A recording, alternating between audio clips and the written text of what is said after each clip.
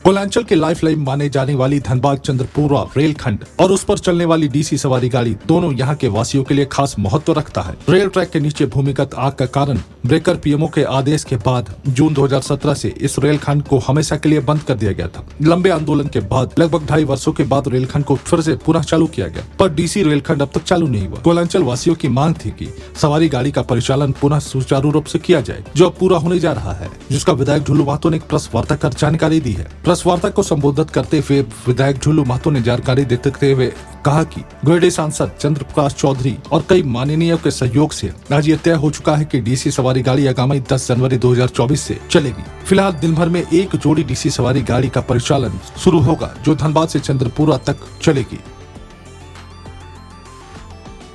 का सपना पूरा होते जा रहा है, तो कुछ ऐसे समाचार हम सबों के सामने आया जो खान निदेशक प्रभात कुमार जी हैं, उनके द्वारा कि यहाँ पे खतरा है, ये है वो है, 10 बहुत तरह का बातें आई है। तो उसको हम प्रभात कुमार जी को हम कहना चाहते हैं कि डीसी ट्रेन और मालगाड़ी में लोड का अंतर उनको पता होना चाहिए, और अगर पता नहीं है तो वो अपने से फिर से पढ़ाई करे और इसका पता करे कि मालगाड़ी में लगभग 4200 से 4500 टन का लोडेड होता है, और डीसी में बहुत ज़्यादा सवारी होगा तो हमको लगता है कि 20 टन भी नहीं होगा, 2000 टन भी नहीं होगा। उसमें 4000-5000 टन होता है मालगाड़ी में, ये 2000 टन भी नहीं होगा। तो जब उसका खतरा नहीं तो इसका खतरा कैसे है? सारा एक्सप्रेस इसी में चल रहा है, माल ढोला इसी में चल रहा है। इसलिए ये डीसी चलने के बाद, डीसी चलने जैसे चलने का सुनने लगा लोग, जब गलत मानसिकता रखने वाले लोग, तो तरह तरह का उनसे बयान दिलवाने का काम कर रहा है। और मैंने इस बात को स्पष्ट कर देना चाहता हूं कि अगर डीसी बंद हुई तो सारे ट्रेन, सारे मालगाड़ी भी जितने हैं वो अपने आप बंद होगा, इसका मतलब। मगर हम लोग ऐसा किसी कीमत पर, केंद्र सरकार का मानसा है ना हम लोगों का मानसा है, हम लोगों का मानसा है, केंद्र सरकार का स्पष्ट मानसा है कि किसी भी कीमत पर ये लाइन बंद नहीं होगी और सारे ट्रेनें इस पर चलेगी। और जो आग का हवाला जो डीजीएमएस द्वारा दिया जा रहा प्रभात कुमार जी के द्वारा, उसमें क्षमता नहीं है। कौन सी का पढ़ा है कि वो आग को रोक नहीं सकता, आग खत्म नहीं कर सकता है? पढ़ाई उसी का पढ़ा है, डीजीएमएस का वो निर्देशक हैं, तो उनको तो कैसे इस पर कंट्रोल किया जाए, कैसे ये किया जाए, उस पर सोचना चाहिए। न कि सिम्फर के वैज्ञानिक लोग भी लगे हुए हैं, और मैंने सीएमडी और कोल इंडिया चेयरमैन से भी मैंने बात किया कि इस पर अगर लगाम नहीं लगे और अगर ये किसी तरह का खतरा में आया तो बीसीसीएल को किसी भी कीमत पर एरिया 1 से लेकर एरिया 12 तक नहीं चलने दिया जाएगा, क्योंकि इससे गरीबों का भावना इस डीसी ट्रेन से जुड़ा हुआ है। इसलिए मैं बोल रहा हूं। और मैंने एक बात और मैंने कहा कि कुछ झारखंड मुक्ति मोर्चा के एक नेता जो है अमितेश शाह जी, वो बोल रहे थे कि हमसे मदद मांगा कर, हिम्मत है, औकात है तो क्या मदद मांगे, तो सार्वजनिक करे। दूसरी बात है कि जितना चोरी किया है सारा उनके नेतृत्व और एसएसपी संजीव कुमार के नेतृत्व में हुआ है। धनबाद के सारा लोग जानते हैं, ये जगजाहिर है, ये बोलने की बात नहीं, उसका औकात नहीं है हमारे सामने बोलने का या खड़ा होने का। अगर है हिम्मत तो जगह तय करे और जनता के सामने हमसे बात करे, डिस्कस करे। या तो हम बुला रहे हैं कतरास में आवे और बात करे, या धनबाद बुलावे और हम जाएंगे, या मुनिटी बुलावे, जहां वो बुलाएंगे वहां जाएंगे। बात करने की क्षमता नहीं है। वो झूठा लोगों को बरगलाने का प्रयास कर रहा तो बरगलाने वाला नहीं है। धनबाद की जनता उनका असली चेहरा, चरित्र शुरू से उनका जान रहा है। ये कोई छुपाने की बात नहीं। जितना मर्डर हुआ है सारे क्रिमिनल से उसका बात होता था, सारे लोगों से उसका बात होता था, सारा उनके नेतृत्व में जितना झारखंड मुक्ति मोर्चा के गरीब, दलित, शोषित, आदिवासी नेता है, सारा अमितेश शाह एसएसपी से बोल के केस करवाया।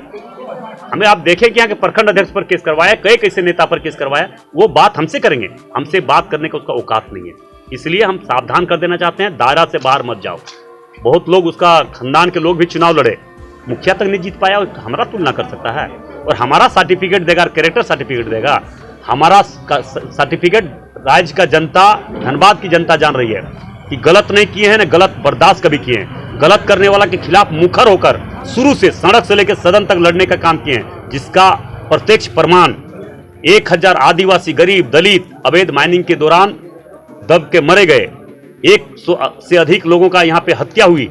सारा बात को मैंने सड़क से लेकर सदन तक हेमंत सोरेन के समक्ष, उनके मुख के सामना सामनी मैंने कहा। झारखंड मुक्ति मोर्चा के कुछ लोग बोलते हैं कि हेमंत है तो हिम्मत है। मैंने तो कहा हेमंत में हिम्मत है तो मेरा चुनौती को स्वीकार करो। अरे 1000 आदिवासी में दावा के साथ कर रहा हूँ, 1000 आदिवासी, गरीब, दलित लोग मरा, उसका सीबीआई जांच करो। हेमंत में हिम्मत है तो उसका जांच का अनुशंसा करता। और रह गया बात की बोलता है कि ढुल्लू महतो पर इतना केस है। अगर सरकार में दम है, फिर मैं बोल रहा हूं तो मेरा सारा केस का सीबीआई जांच करे। अगर एक भी केस, सारा केस, यही एसएसपी संजीव कुमार पहले यहाँ डीएसपी थे, उस समय भी कोयला चोरी का मैंने विरोध किया, उसका भी मेरे पास प्रमाण है।